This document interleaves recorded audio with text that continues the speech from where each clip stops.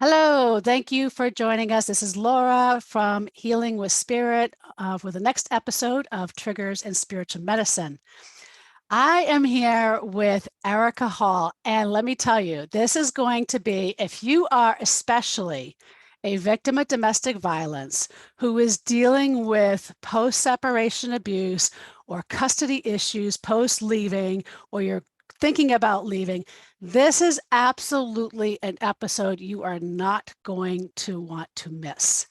About triggers in spiritual medicine, this is really a podcast that addresses in general the intersectionality of all the things that are plaguing our culture, our society, that are basically rooted all in the same systems, but maybe leading to things like domestic violence, sexual assault, homelessness, addiction, racism. There's a intersectionality that is a thread that lies as the root for a lot of these. So what I hope to do with these podcasts is to bring in different stories, different scenarios, to help address the same broken systems with hopefully some medicine that you can take away with by the end of the episode. So welcome, Erika. Please tell us, I know I was reading your bio and it sounds so fascinating, life management consultant, author, co-founder of CornHer Office. Can you please tell us, I know you have a history where you experienced domestic violence. You also had a son that had committed suicide, and you also deal with a crippling genetic disorder, and you are still kicking it. So please tell us more about you and what got you to where you are. Tell us about yourself. Well, thanks for having me, Laura. I really appreciate it. I'm excited to be here.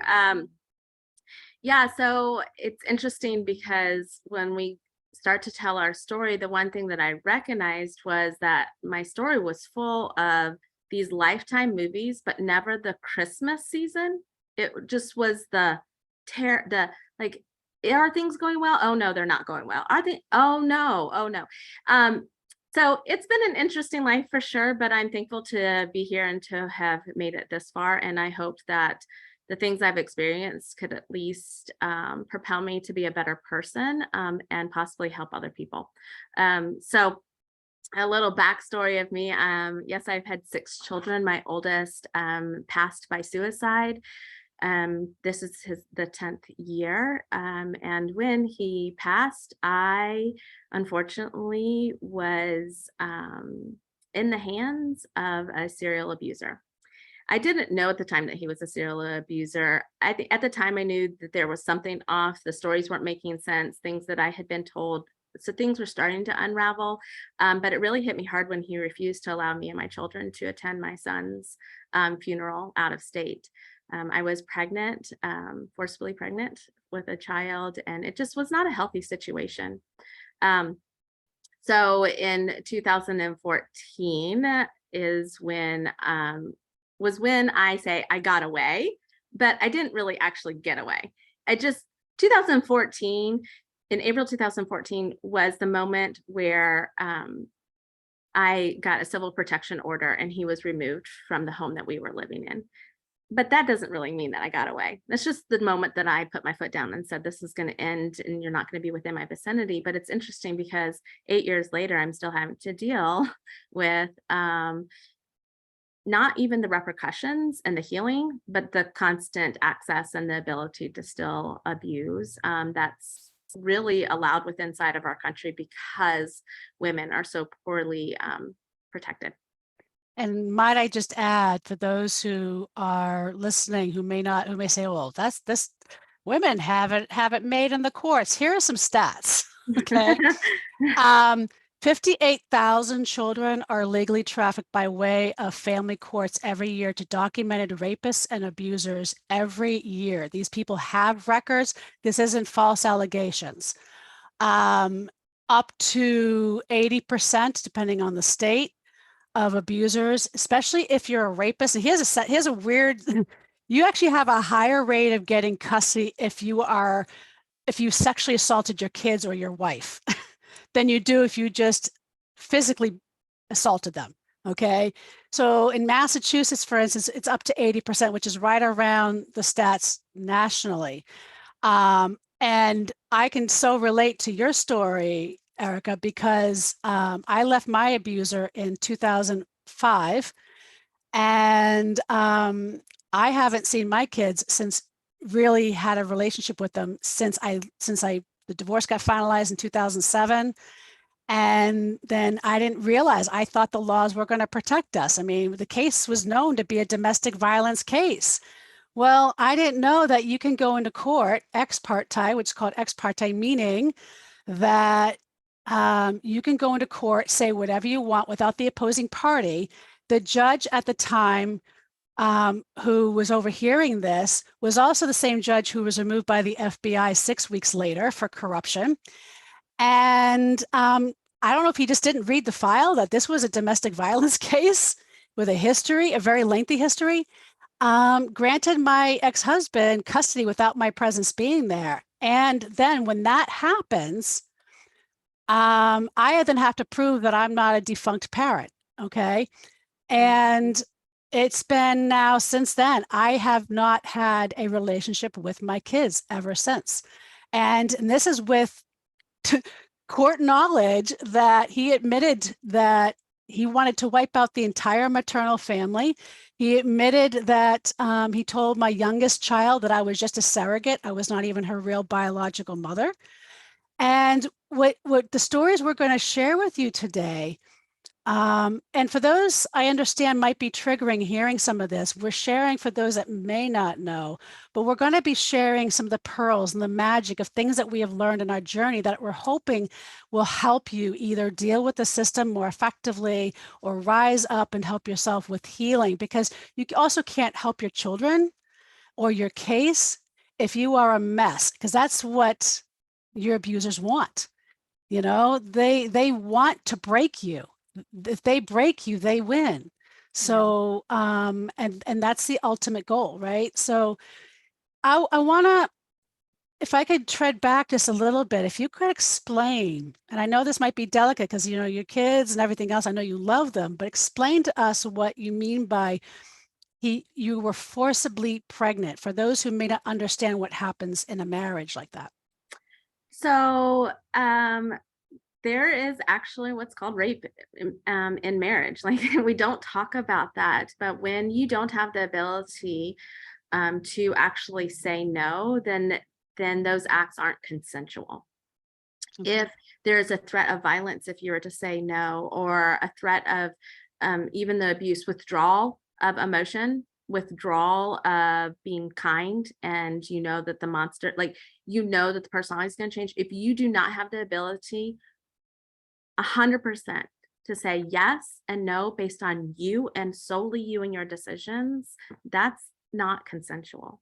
And we don't talk about this because so much of what we've been taught is that rape is with, you know, a random partner, or somebody's going to attack you, or maybe you're on a date. But we don't talk about rape being with somebody that you've put your trust in, or rape with somebody who has been abusing you and manipulating you since the beginning of your relationship, and you lost the ability to say yes or no so early on. In my case, and it was interesting because there's so much that I had to block to be able to survive. Right. I know. But so early on in the relationship, he used weapons against me and forced me to sleep naked on the floor in punishment, with a gun to my head, and there was knives under our bed. So whether he actually ever used them on me or not, my mind had already gone to a point of, if I do not do what this person says, not only will I be dead, but I don't know what are going to happen to my children.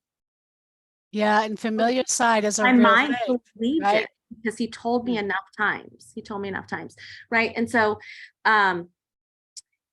each of the scenarios are different. My first pregnancy, he altered my birth control, and he had moved me from one state to a completely different state, very, very far away. So I had no resources. I didn't have a community anymore that I had built up. I had no access to family. I was in a completely different area. And if I could just pause you, if those listening, please listen, because what she's giving you are the very things that define domestic violence and domestic abuse. So Yeah, it's please. not hitting. It's so far away from physical abuse, and it's sad to me that even in my head, and that's why I titled the book, But That's Not Me, because in my mind, if I didn't have a bloody eye or black eye or bloody lip, and like if I didn't have the violence that I had seen on entertainment and the news, then I was saying, but that's not me.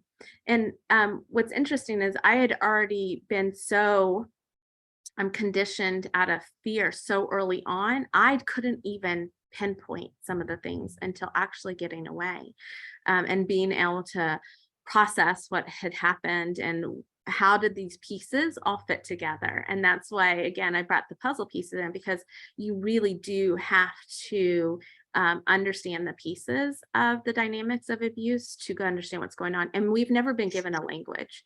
Um, No. And a lot of it, we're learning now that a lot of what you're Line. describing too is what we call coercive control, right? Yes, And for those who, we're not going to go into like defining because we just don't have enough time on this, but you can read the book. we're gonna put Read the we book got all the the time. books, and we'll have links to for people that want to learn more about coercive Yeah. control.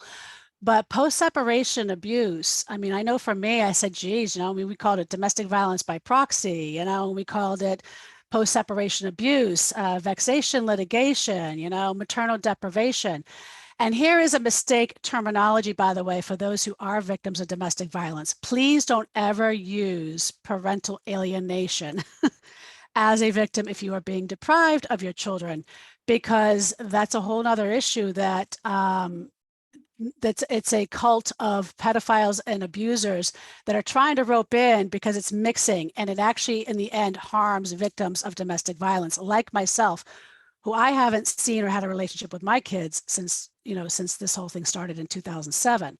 So because that is the language that abusers use, that rapists use when you're trying to protect your kids from abuse. So when we start having victims of abuse start using that language, it's a different language because it's a different rooting to it. So you want to use things like coercive control.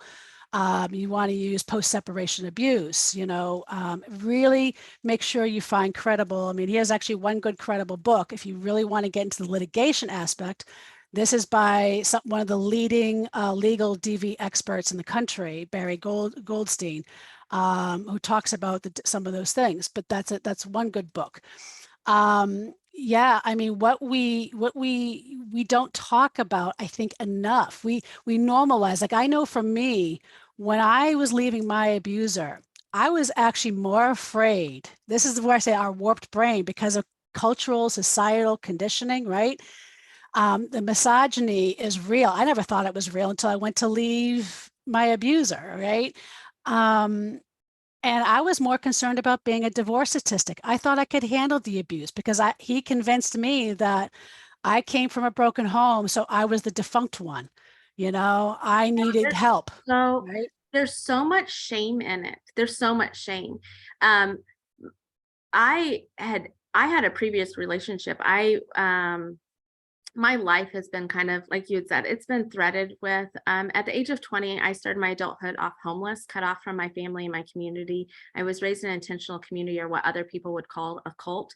I had a master's in theology by the time I was 16. I was leading hundreds and hundreds of people at a time and responsible for things that no 18 and 19-year-old should be doing. It's I was doing grown jobs. I was doing 45. I'm 45 now. I was doing 45-year-old jobs and had that type of responsibility at 20 years old. I was completely cut off from them, homeless, literally lived out of a Ford red mini star minivan, Aerostar. That's what they're called, Aerostar minivans. In Virginia, I married young. I had children young. My first husband was experienced serial adolescent, abused us with that. The inability to financially stay with a job. He was addicted to drugs and alcohol. So there was a lot of other forms of abuse, and it turned into verbal and physical. And so when I left that, I'm like, oh, I'm never going back to that. I don't want that. I don't want that. And it was interesting because the person that captured me really tied things into a pretty package. But the abuse and manipulation and the coercive control started so early on that I wasn't equipped. I wasn't equipped to handle the tactics that were being used against me. He was a military police officer. He had been in the military at that point in time for, I think, 18 years. Yeah, because we spent the last 2 of it together, or something like that. 20 years. Yeah.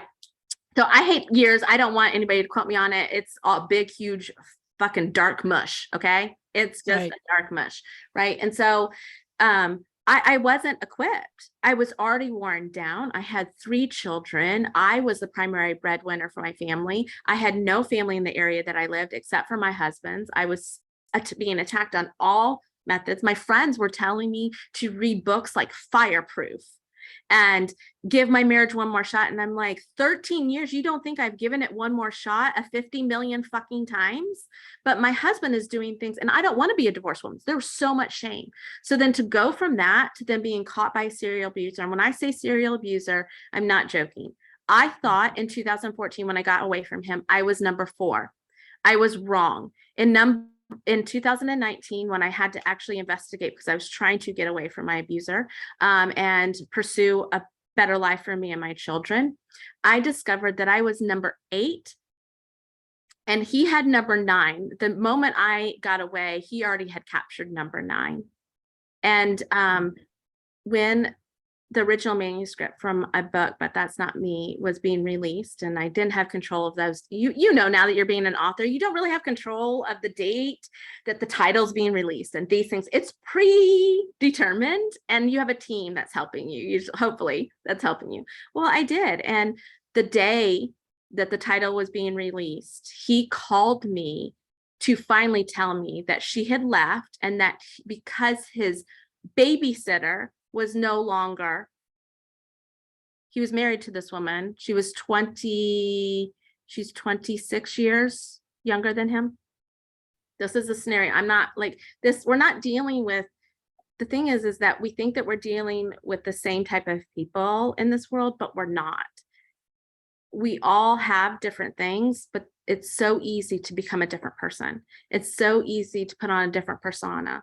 And it's, you know, it finally caught up with him. Well, let's also talk about real quick, because I mean, I know from me, like, you know, when I was writing, by the way, here's Feisty, you know, co-author in here, where I know when I was like writing that and I was releasing it, and you know, I never really talked about some of the early on abuses, you know, that happened in my life. And because it was either like, oh, well, you know, if I only did this and that wouldn't have happened, or if I would have done that better, maybe that would have. So like, not the case. But like when we hear these abusers, right? Like one of the things I know when I work with my clients, especially victims that are attracting these, or I'm trying to close offices where I'm seeing predators that are trying to groom, especially they target women under 30, that because we are conditioned under Cinderella and Snow White of Prince Charming. So in the beginning, these guys sometimes will love bomb you and say, let me help you. You've gone through so much.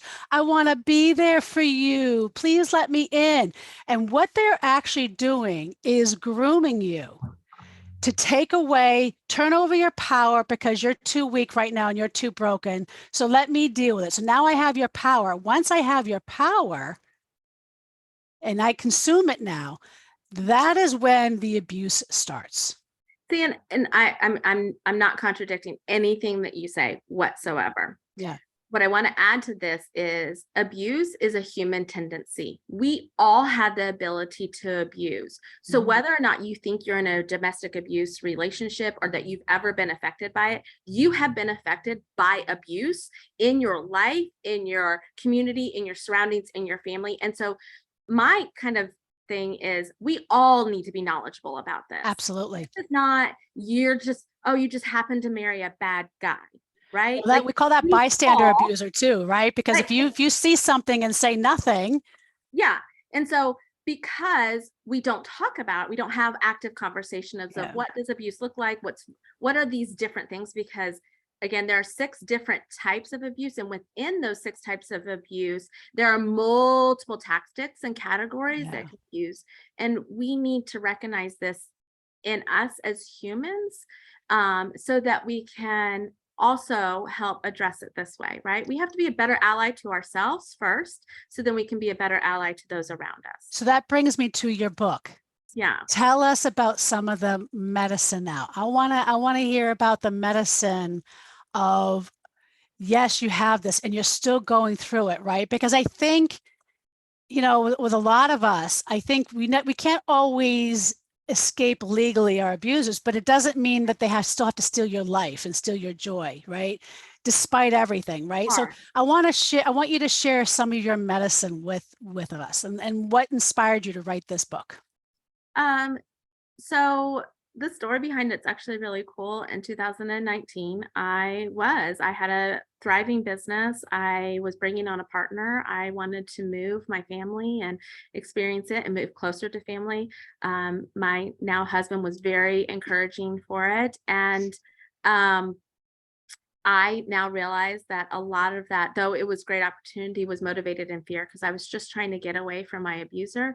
I was still being actively, and he still is, but the person that he was abusing was also abusing me and my children, because he has access to my children. I was being stalked. I was being like virtually and physically, and her and I have since had a conversation, and she has made amends as far as that we're going to, and I wish her and hope her all the best and that she heals. But I also know she's in the same situation as I am, is we're not free from him.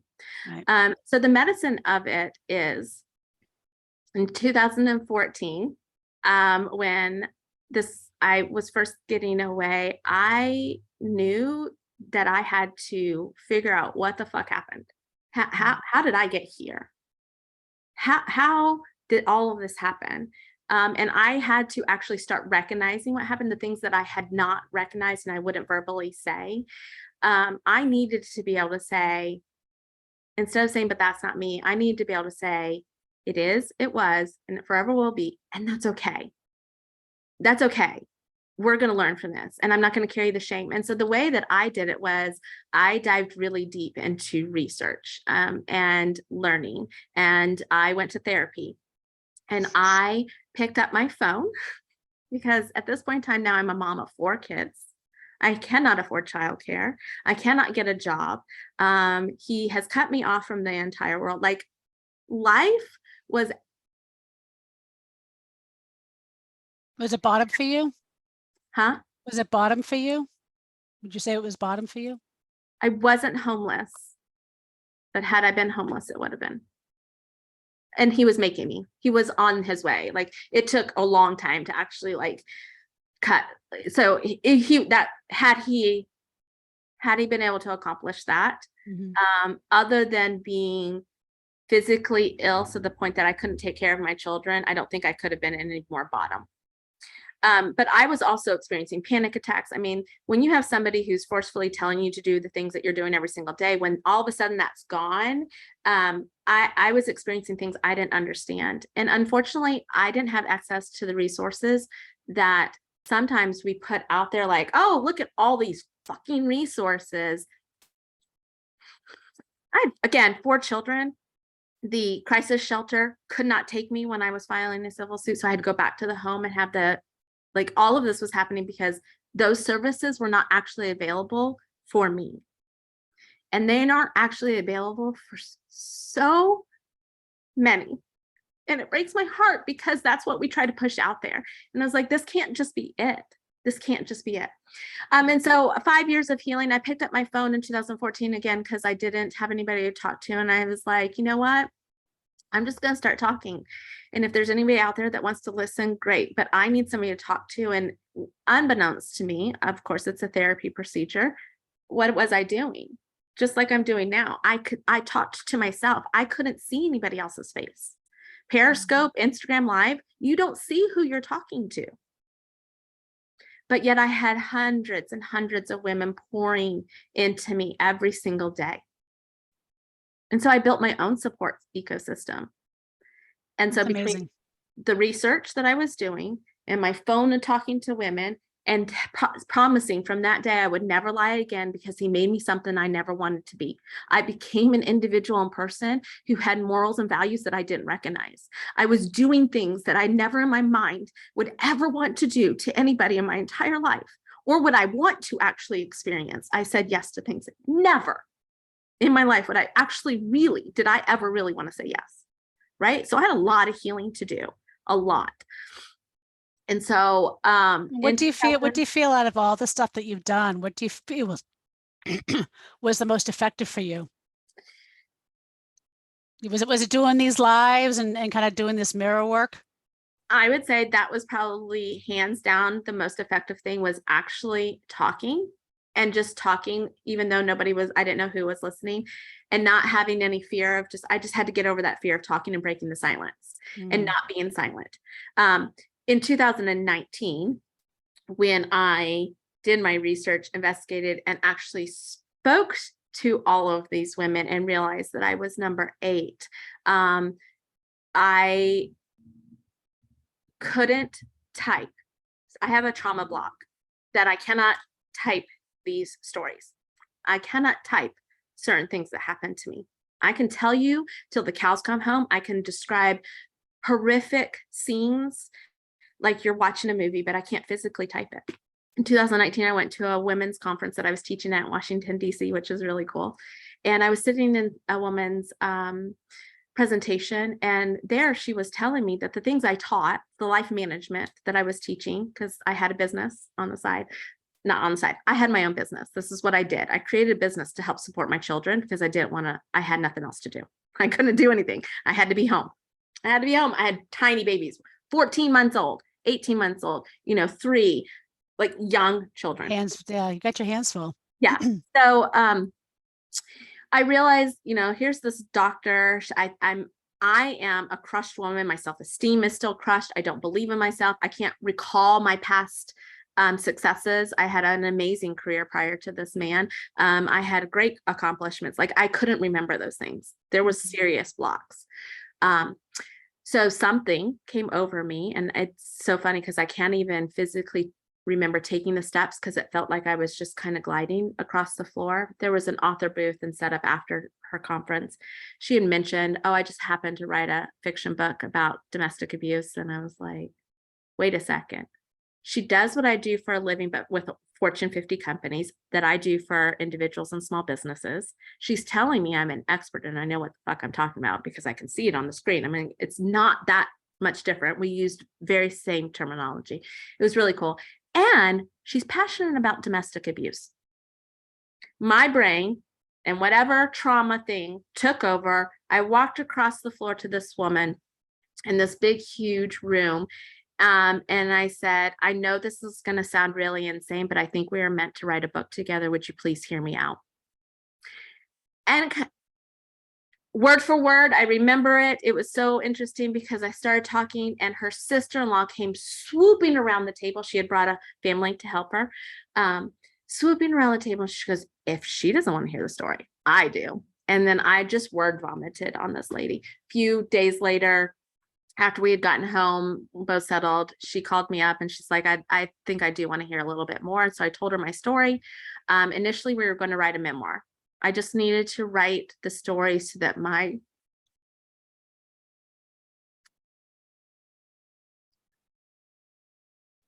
if I lost my children, they knew what happened.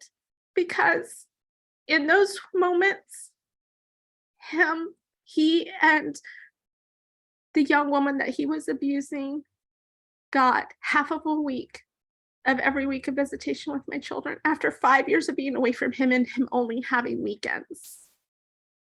The courts just awarded him half of a week. They lived in a completely different county. It was very, very hard on my children. And I didn't know how else to handle it. So I just asked for help and I said, I need to write this. I need to do something. And so as we started writing together, what we realized and what she realized is that I wasn't just telling my story. I was telling her story and she was being able to address things that happened to her in her past that Mhm. she had stuffed behind. But what she didn't realize is she had kind of brought some of those tendencies into her new relation, into her family and onto her children. And so we just dug deep, and I did a ton of research, and then I would write that research and I would send it to her, and then we would have these sessions each week. We would write together 2 to 3 times a week, and I would verbally tell her these stories that happened to me so that she could type off, because that was the only part that I couldn't do. And then we had this book and we didn't know. I was like, what are we supposed to do now? And she's like, I don't know. And we had some people read it and they're like, you need to publish it. And we're like, what's that? No, we're not.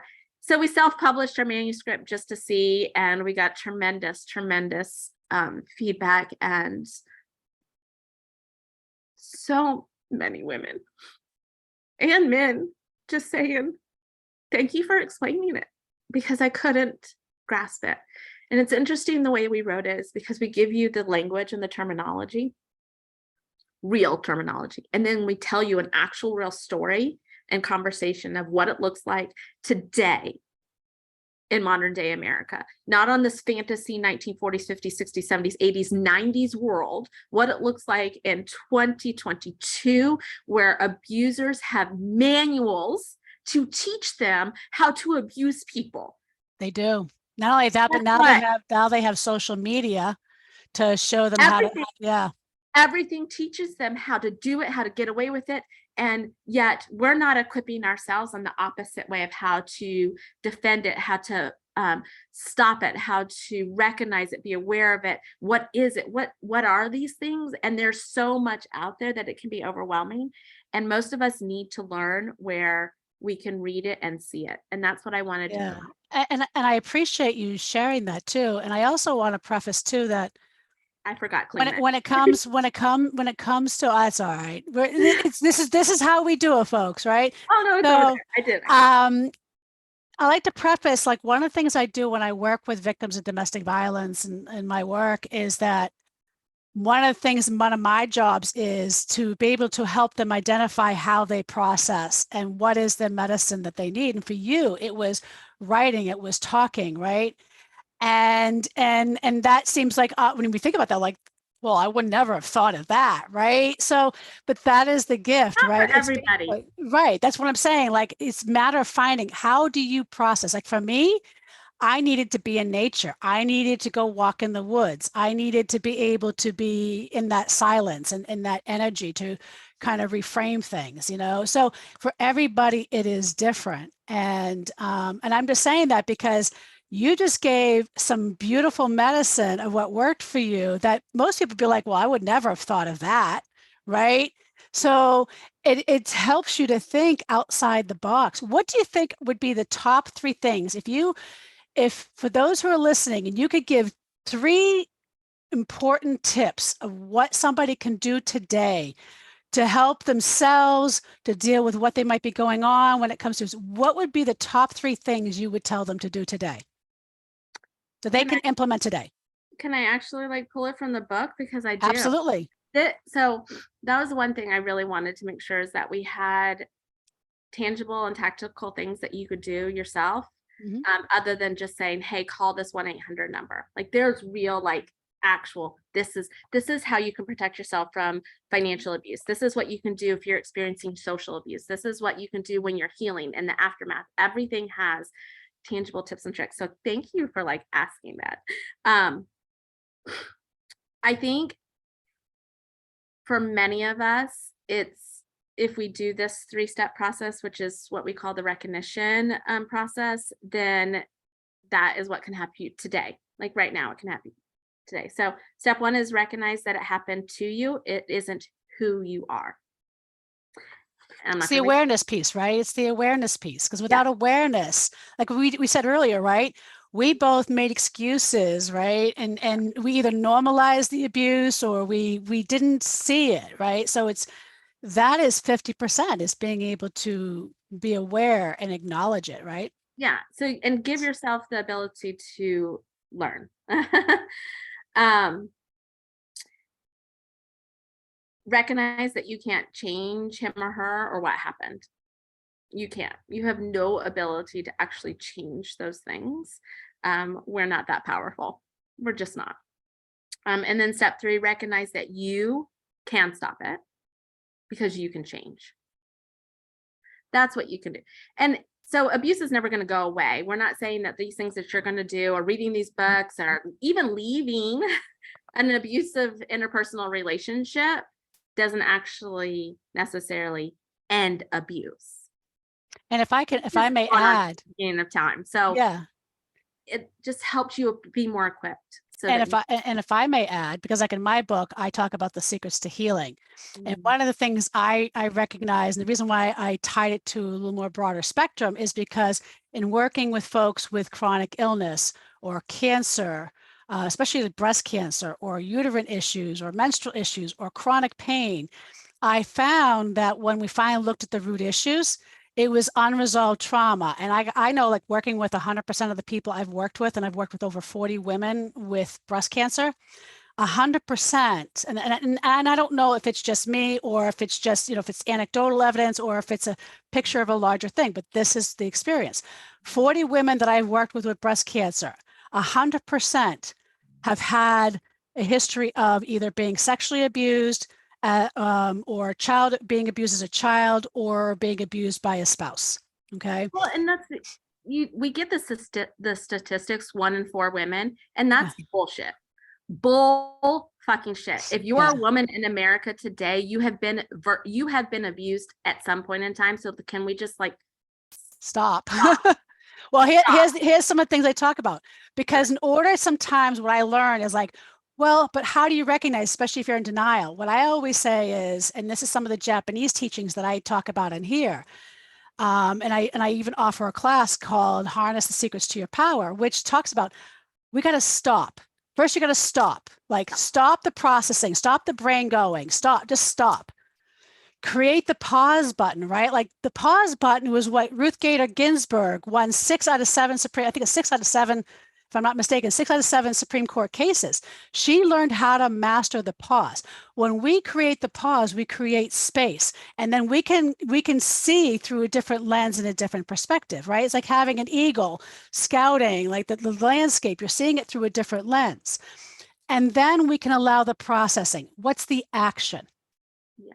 Processing. And I think, and the action is now you can see, now, like the steps you're saying, like, yes, recognize it, like, but sometimes people say, like, well, how do I do that, right? Like, so it's we have these things, and it's so amazing. I'm so glad you wrote this book, because I can't even wait to get it myself, so as a resource for folks, because it's like, well, what do you do? And I'm already thinking of clients that have come to me because they've been wanting me to take care of some of their friends that are dealing with abuse, but they aren't in that recognition phase of, what do I do, right? So, and that's important, and safety too. When you do this, you got to make sure you take care, and you provide and access a safety plan. In the description, we will have links for safety and to other resources. We'll have resources to all these books, these 3, and Erika's. Our books are coming out in the same month. I'm yes. so excited. So when is your book coming out in October? So it is we're shooting for October 4th. I'm a little nervous because it feels like there's still so much to do, but there really isn't. I mean, it's right? Done. It's done, and it's done as it's going to be. There's always things you could be like, oh, well, what about this? And what about this? Yes. But yeah, so I'm really excited. So thanks for having me. And Secrets to Healing comes out October 10th. Reminder that there's probably no coincidence that Domestic Violence Month and Breast Cancer Awareness Month are on the same month. I know, it's fine. Okay. So definitely there's a lot of months and awareness things, and we're running out. So we definitely have to like combine, but I love that 2 major women's issues are in the same month for sure. Absolutely. Especially when one might be rooted in the other, right? Yeah. Not fully, but because I understand there's genetics at play. But, there's all these things. I always say, when it comes to medical research, I would love a medical research just for things like on the link to domestic violence, because is it that somebody's vitamin D level got low and that's what triggered it? Is it because they were sexually assaulted is what triggered it? We're having record rates of women under the age of 35 getting breast cancer, stage 4. there's something more than just genetics, so-called, at play here, and it's something that we need to address as well. I thank you, Erika, and so great to have you here, and thank you Having me. so much. And don't forget to follow, like, comment, engage. Please share this episode. There's so many women that need these resources. This is why we do it. So please make sure you do that and help us with this fight and help us with our mission. Have a great day, everybody. Thank you for chiming in.